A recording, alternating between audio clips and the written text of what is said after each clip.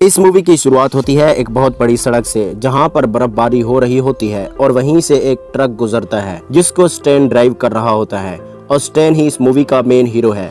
उसके बाद हमें दिखाया जाता है उसकी बेटी यानी इलेस को, जो कि अपनी मरी हुई माँ की कब्र पर बैठी होती है।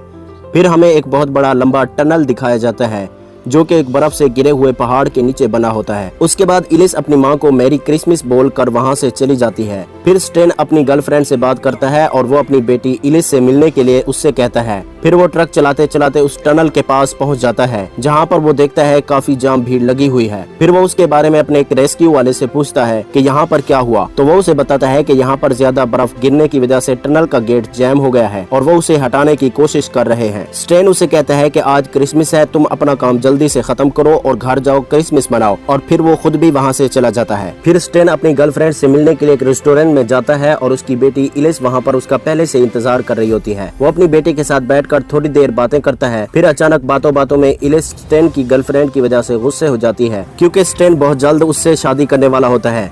इलिस गुस्सा होकर वहाँ से रोती हुई चली जाती है और एक चलती हुई बस में बैठ जाती है और उसमें बैठकर अपनी मरी हुई मॉम के बारे में सोचने लग जाती है। उसके बाद हमें एक फैमिली को दिखाया जाता है जो अपनी कार में कहीं जा रहे होते हैं। फिर एक ट्रक जिसका टैंकर फ्यूल से भरा होता है जो कि टनल की तरफ ही जा रहा होता है वो दिखाते हैं। इलिस को बस के अंदर एक लड़का मिलता है जो कि उसका फ्रेंड बन जाता है और वो दोनों वहीं पर एक साथ बैठकर बातें करने लग जाते हैं। फिर हम देखते हैं कि वो फ्यूल से भरा टैंकर जो कि अब टनल के अंदर जा चुका होता है।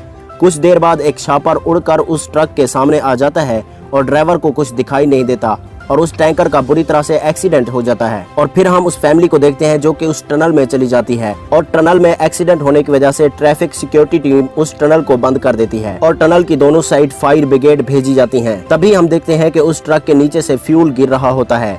उसका ड्राइवर उसे देखने के लिए ट्रक के नीचे जाता है तो अचानक से ट्रक में आग लग जाती है और ट्रक जल जाता है और एक जोरदार धमाका होता है। उसके साथ ड्राइवर भी जल जाता है और मर जाता है और ट्रक के जलने से उससे निकली हुई जहरीली गैस की वजह से टनल में फंसे हुए लोग सांस लेने में दिक्कत होने लगती है। टनल से काला जहरीला गैस बाहर की तरफ निकलने लगता है, जिसे देखकर स्टैन और उसका फ्रेंड जो कि बाहर होते हैं वो उसके अंदर जाते हैं ये देखने के लिए कि आखिर अंदर क्या हुआ है। थोड़ी देर में वो जल्दी से बाहर चले आते हैं क्योंकि अंदर गैस और धुएं की वजह से उनका दम घुटने लगा था और सांस लेने में मुश्किल हो रही थी। फिर स्टैन की गर्लफ्रेंड टीवी पर स्टैन की बेटी को देखती है जो कि बस वालों के साथ उस टनल के अंदर फंसी हुई होती है। वो स्टैन को फोन करके ये सब बताती है। स्टैन ये सुनकर बहुत परेशान होता है। वो अपनी बेटी को बचाना चाहता है तो वो एक ट्रक लेकर टनल के अंदर चला जाता है। उसकी बेटी टनल में मौजूद एक टेक्निकल रूम में कुछ लोगों के साथ बैठी होती है क्योंकि उस रूम में उनको अच्छी सांस मिल रही होती है। कुछ देर बाद स्टैन अपनी बेटी को ढूंढ लेता है और वो उसे ट्रक में बिठाकर बाहर ले जाना चाहता है, लेकिन तभी ट्रैफिक सिक्योरिटी टीम के ऑफिस से उसे फोन आता है कि वहाँ पर एक फैमिली की 2 छोटी बच्चियां फंसी हुई हैं जिन्हें उसे बचाना है। फिर स्टैन वहीं रुक जाता है और ट्रक को इलिस के फ्रेंड को ले जाने का कहता है, लेकिन इलिस उसके साथ नहीं जाती। वो अपने बाप के पीछे चली जाती है। कुछ टाइम ढूंढने के बाद स्टैन को वो बच्चियां मिल जाती हैं।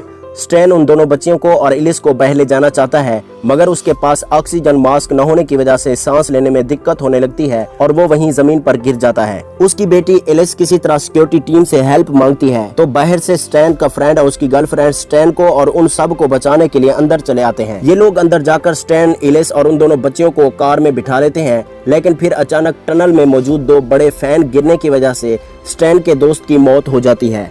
उसके बाद वो सभी किसी तरह से टनल से बाहर चले जाते हैं और उन सबको ऑक्सीजन दिया जाता है।